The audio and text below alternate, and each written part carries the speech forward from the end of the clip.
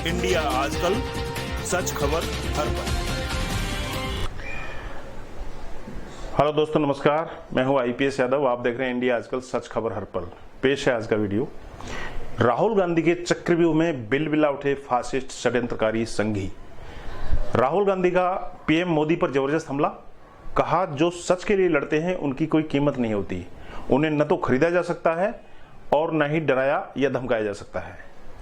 भारत की डूबती अर्थव्यवस्था और चीन बॉर्डर तनाव को लेकर राहुल गांधी नियमित रूप से रावण रूपी फासिस्ट षड्यंत्रकारी संघियों को की जनविरोधी सरकार पर रोज ऐसे व्यंग्य बाण चला रहे हैं कि संघी बिलबिला उठे हैं के आरोपों की जांच के लिए एक अंतर मंत्रालयीन समिति का गठन किया है और चीन के साथ सीमा विवाद के प्रति सरकार के रवैये को लेकर के कांग्रेस पार्टी द्वारा की जा रही निरंतर आलोचना के बीच में केंद्र सरकार ने कांग्रेस पार्टी के खिलाफ में एक बड़ा कदम उठाया है।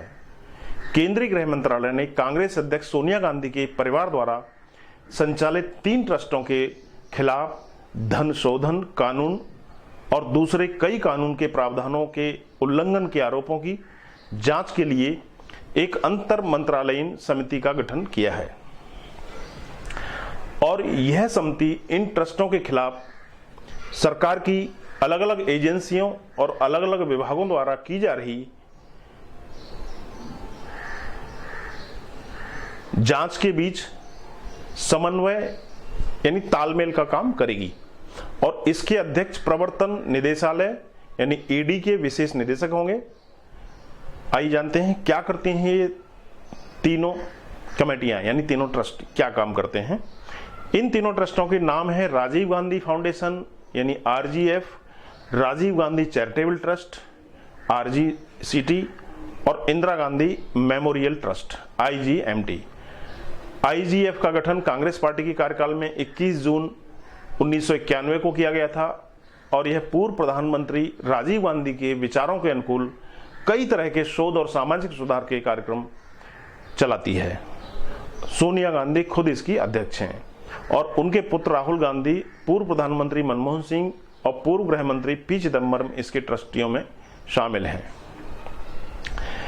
आरजीसीटी की स्थापना बीजेपी के कार्यकाल में 2002 में की गई थी और यह ट्रस्ट भी सामाजिक सुधार के ही क्षेत्र में काम करती है, लेकिन कुछ समय से ट्रस्ट का ध्यान उत्तर प्रदेश और हरियाणा में 2 कार्यक्रमों पर केंद्रित हुआ है और ये कार्यक्रम है राजीव गांधी महिला विकास परियोजना और Indira Gandhi eye hospital and research centre.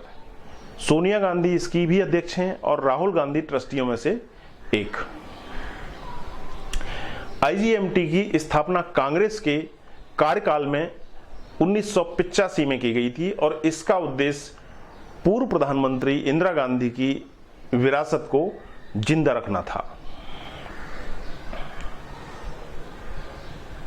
और उसका प्रचार प्रसार करना था। इंदिरा गांधी स्मारक संग्रहालय इंदिरा गांधी के जीवन पर आधारित एक इंटरएक्टिव वेबसाइट IM करेज का संचालन करती है और इसकी अध्यक्ष भी सोनिया गांधी हैं। ट्रस्ट हर साल Indira Gandhi prize for peace, disarmament यानी निःशस्त्रीकरण एंड डेवलपमेंट भी देती है।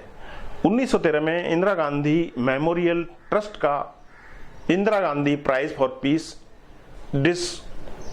डिसआर्मेंट एंड डेवलपमेंट जर्मनी की चांसलर अंजेला मार्केल को दिया गया था और अभी तक देश और दुनिया की 30 बड़ी हस्तियों में यह पुरस्कार दिया जा चुका है, जिनमें से जर्मनी की चांसलर अंजेला मार्केल, ब्राजील के पूर्व राष्ट्रपति लूला डा सिल्वा, संयुक्त राष्ट्र के पूर्व महासचिव कोफी अन्नान, अमेरिका के पूर्व राष्ट्रपति जिमी कार्टर और पूर्ववर्ती सोवियत यूनियन के नेता मिखाइल गोर्बाचोव इत्यादि शामिल हैं।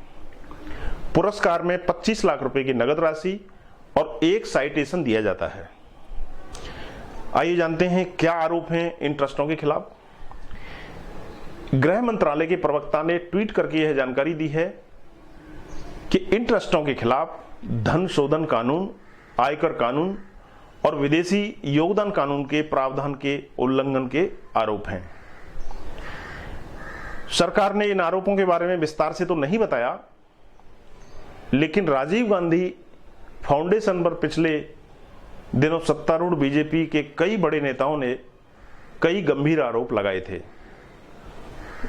कांग्रेस पार्टी द्वारा भारत चीन सीमा पर चीन के आगे सैन्य और कूटनीतिक विफलता को लेकर भी सरकार की कड़ी आलोचना के बाद बीजेपी ने कांग्रेस पार्टी पर आरजीएफ के नाम पर 2005 से 2009 तक चीन के दूतावास से चंदा लेने का आरोप लगाया।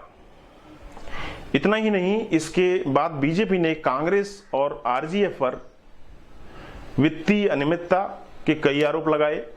बीजेपी ने आरोप लगाया कि कांग्रेस के ही कार्यकाल के दौरान 2005 या 2006 में प्रधानमंत्री राष्ट्रीय राहत कोष से भी पैसा आरजीएफ को दिया गया था। बीजेपी ने यह भी आरोप लगाया है कि 1991 में बतौर वित्त मंत्री मनमोहन सिंह ने केंद्रीय बजट में सरकारी खजाने से आरजीएफ को 100 करोड़ रुपए आवंटित किए थे। तो कांग्रेस ने इन सभी आरोपों को खारिज करते हुए जवाब दिया है। कांग्रेस ने कहा है कि यह आरोप बीजेपी इसलिए लगा रही है क्योंकि चीनी अतिक्रमण पर करारा जवाब देने में सरकार की विफलता पर कांग्रेस ने सवाल उठाए हैं और राहुल गांधी उन पर लगातार हमले करते आ रहे हैं। आरजीएफ को लेकर के कांग्रेस ने कहा है कि संस्था के सभी वित्तीय पहलुओं को लेकर ऑडिट की हुई सारी जानकारी सार्वजनिक मंत्रालय के पास में है।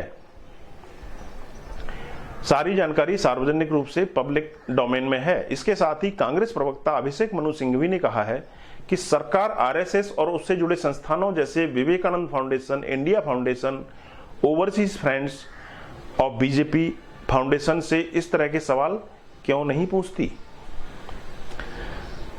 राजनीतिक समीक्षकों का भी कहना है कि सीमा विवाद को लेकर के भारत सरकार की प्रतिक्रिया में कमियां जरूर रही हैं और इसी बात पर कांग्रेस की आलोचना से लोगों का ध्यान भटकाने के लिए सरकार ने गांधी परिवार के ट्रस्टों के खिलाफ आरोपों का यह पिटारा खोल दिया है। वरिष्ठ पत्रकार संजय कपूर ने बातचीत में कहा कि सरकार किसी तरह के विरोध को अपने लिए अप्रिय मानती है, इसलिए जो भी सरकार से सवाल पूछता है उसे नैतिक रूप से भ्रष्ट दिखाने का प्रयास किया जाता है। कांग्रेस ने चीन को लेकर के सरकार की जो आलोचना की है तो सरकार ने उसे चीन का हमदर्द बता दिया। तो दोस्तों, फिलहाल इस एपिसोड में इतना ही। आप देखते रहिए इंडिया आजकल, सच खबर हर पल। अगर एपिसोड अच्छा लगा हो तो इसे लाइक, शेयर, सब्सक्राइब करें और नीचे कमेंट बॉक्स में कमेंट भी करें। धन्यवाद, नमस्कार। इंडिया आजकल, सच खबर हर पल।